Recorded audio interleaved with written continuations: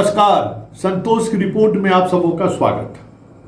और आज हम संतोष की रिपोर्ट में बात अशोक चौधरी की उस सियासत की करने जा रहे हैं जिस सियासत की वजह से वो लगातार कह सकते हैं कि नीतीश के रडार पर आ जा रहे हैं।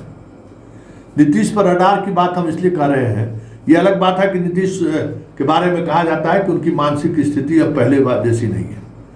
हाँ, पहले जैसी मानसिक स्थिति रहती तभी बहुत कुछ हो गया रहता, लेकिन होता है ना कि जब आपका समय अनुकूल नहीं रहे तो कुछ न कुछ चीज़ें स्वाभाविक तौर पे एकदम आपको लगेगा कि अरे ये तो हम स्वाभाविक तौर पे बोल रहे हैं, लेकिन उसका बात का बतंगर कह सकते हैं या फिर उसका मीनिंग ऐसा सामने आ जाता है कि मुश्किल हो जाता है।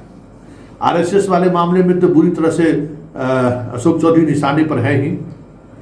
इस बयान से लेकर जदयू के तमाम नेता नाराज हैं और शाम होते होते उन्होंने जीतन राम मांझी को लेकर जो बात कह दी उससे ये नाराजगी और दूसरे ट्रेंगुलर की तरफ बढ़ गया।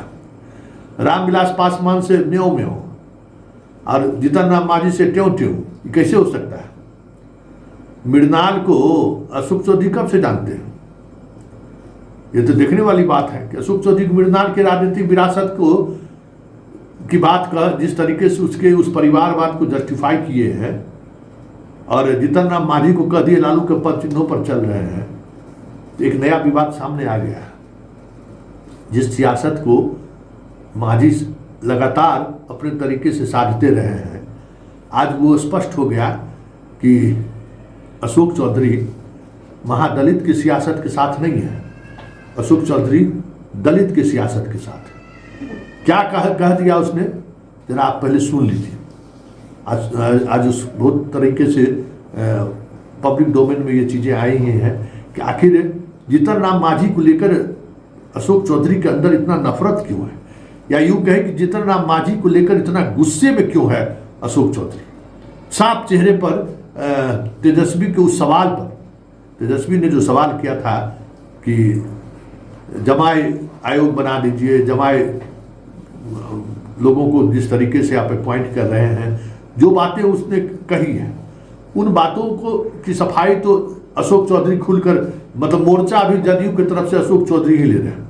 तमाम प्रवक्ता इस पर चुप्पी साधे हुए हैं। अशोक चौधरी लगातार मीडिया के सामने बातें रख रहे हैं, तो उसमें तो आरएसएस वाले वो फंस गए हैं और ऐसे में उनके लिए बहुत मुश्किल होगा आगे का सफर जो है चुनावी। वैसे कल घोषणा कर दिए कि मेरे परिवार का कोई चुनाव नहीं लड़ेगा। वो समझ गए कि जो वो चाह रहे हैं वो अब इधर होने वाला नहीं है। जदयू की तरफ से दरवाजे बंद हो गए हैं, ये सब साफ संकेत अब दिख रहा है। लेकिन आज उन्होंने कहा क्या है, जरा पहले ये सुन लीजिए। इन लोगों पर आरोप लगा रहे हैं, मृणाल जी के ऊपर आरोप लगा रहे हैं, रामविलास पासवान के दामाद, तो कितने लंबे समय से राजनीति कर रहे हैं, कब से चुनाव लड़ रहे हैं?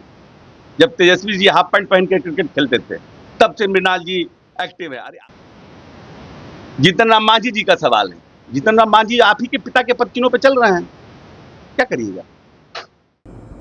सुन लिए, मतलब जीतन राम मांझी लालू के नक्शा कदम पर चल रहे हैं और ये जो है हुमायूं के नक्शा कदम पर चल रहे हैं। ये किसके नजर पर चल रहे हैं?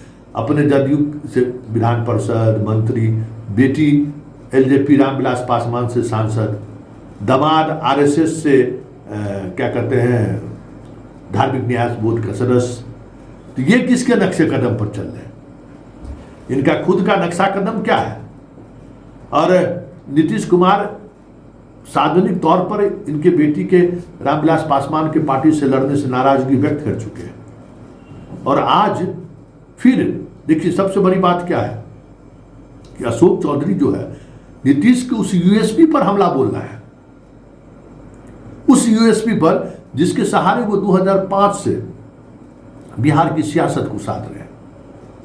पहले की कभी भी आरएसएस से, वो राष्ट्रीय फलक पर उनका जो इमेज है, उस इमेज को लेकर कभी आरएसएस के साथ हम खड़े हैं, कभी दिखने की वो कोशिश नहीं की। उसको आज इन्होंने डेंट लगा दिया, उसमें आज कह सकते हैं कि कालिख लगा दी नीतीश के चेहरे पर। और दूसरी बात, जीतन राम मांझी पर जिस तरीके से इन्होंने अटैक किया है कि लालू के परिवारवाद की तरफ बढ़ रहे हैं, वो भी एक नीतीश की राजनीति है, जो दलित को महादलित में उन्होंने बांटा और महादलित के सहारे जो सियासत साधने की उन्होंने कोशिश की, जिसमें रामविलास पासवान चाबी लेके जो दिल्ली गए, फिर उनको नीतीश कुमार के ताला नहीं मिला कभी, फिर चाबी लेके घूमते ही रह गए दिल्ली में, खुद बिहार का भी ताला इनके हाथों से चला गया।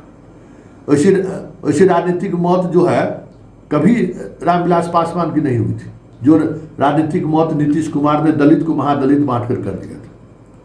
और जीतन राम मांझी के लाख गलतियों के बावजूद भी लगातार वो नीतीश के पीठ पर खंजर वो भोगे, फिर भी जो महादलित की जो राजनीति है उस राजनीति की वजह से हमेशा मांझी के साथ खड़े रहे, और मांझी भी हर चुनाव के मौके पर नीतीश के कोटे से ही चुनाव लड़ते रहे। बड़े मंत्री बनने के लिए जो है दूसरे कोटे से दबाव बना दे नीतीश कुमार पर, यह अलग बात है, लेकिन लड़ते रहे मांझी नीतीश के कोटे से। वजह यही है। हाल के दिनों में भी चिराग पासवान को लेकर जो बयानबाजी उनका रहा है उसी राजनीति का एक हिस्सा है, जिस राजनीति की शुरुआत नीतीश कुमार ने किया। अरे पिछड़ा को अति पिछड़ा यादव के खिलाफ खड़े करने के लिए उन्होंने की, और दलित को महादलित पासवान के खिलाफ खड़े करने के लिए सारे दलित को एकजुट उन्होंने कर दिया। तो उनकी यही सियासत थी ना, जिस सियासत के सहारे वो लालू को हराते रहे, रामविलास को हराते रहे, और बीजेपी के साथ रहते हुए भी राष्ट्रीय फलक पर संघ से हमारी दूरी बनी हुई है, ये भी दिखाते रहे।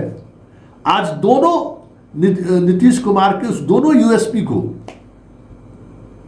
या कहें दोनों नैरेटिव को अशोक चौधरी ने ध्वस्त करने का काम किया है। ऐसे में अशोक चौधरी मंत्रिमंडल में बने रहेंगे कि नहीं बने रहेंगे, या फिर अभी तक जो जा के जो संवाद कर रहे हैं, जो जिस योजना का नीतीश कुमार पहले ही उद्घाटन कर चुके हैं, आजकल वो चल के जो शिलान्यास कर रहे हैं, आने वाले समय में उस शिलान्यास पर रोक लग जाए, अशोक चौधरी के उस भ्रमण कार्यक्रम पर रोक लग जाए तो कोई बड़ी बात नहीं होगी, क्योंकि मुख्यमंत्री आवास से कुछ इसी तरीके के संकेत मिल रहे हैं कि अशोक चौधरी लगातार जिस तरीके से जिला जिला घूम रहे, कल बरबीघा गए थे, इधर बक्सर जाने वाले थे जहां बड़ा विवाद हो गया, और जदयू के अंदर ये बातें चलने लगी हैं कि ये राजद को मदद तो नहीं कर रहे हैं। किसका मदद कर रहे हैं? संघ की बात कह के राजद की उस एजेंडे को, जो लगातार वो एजेंडा बनाए रखना चाहते थे नीतीश कुमार को लेकर, उसको उन्होंने मोहर लगा दी, और महादलित का एजेंडा को हवा निकालने की कोशिश कर रहे हैं कि सब दलित हम सब एक हैं। वो मांझी जो है सो रामविलास कि जैसे महान हो ही नहीं सकते हैं, ये तो परिवारवाद की तरफ बढ़ गए। तो ये सारी चीजें जो कुछ भी अशोक चौधरी कर रहा है, जिस तरीके से कर रहा है, ये तय मानिए कि अब इनकी विदाई का बेला आ गया है। इंतजार करते रहिए, बहुत जल्द बड़ा खेला होने वाला है।